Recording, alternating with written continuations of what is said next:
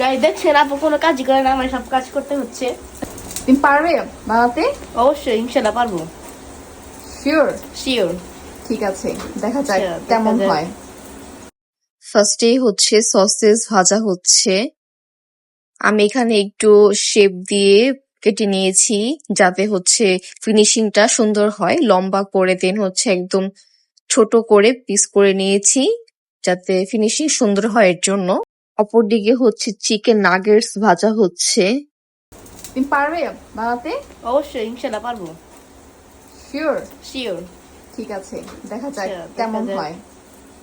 সব থেকে হচ্ছে একদম স্পাইসি রামেন নুডলস নিয়ে আসা হয়েছে আর স্লাইড চিজ। স্ন্যাক্স হিসেবে খাওয়ার জন্য কিন্তু আমরা নুডলসটা কম বেশি সবাই চুজ করে থাকি। আর বর্তমান যুগে রামেনের কিন্তু অনেক চল রয়েছে। দিকে কিন্তু নুডলসটাও বয়েল করা হচ্ছে। নুডলসটা একটু মোটা শেপের, তাই একটু বয়েল হতে টাইম লাগবে। দেন রামেনের সাথে হচ্ছে অয়েল আর মশলাটাও কিন্তু দিয়ে দেওয়া হয়েছে। আর আমি হচ্ছে ফাইনাল ফিনিশিংটা দিচ্ছিলাম সুন্দর করে। আমি আমার মতো সাজানো ট্রাই করেছি।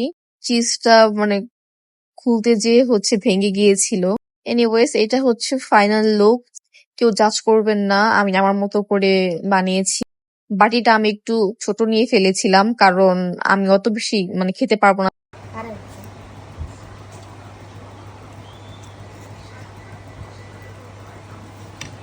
গাইস এত ইয়াম্মি হয়েছে যে আর কি বলবো।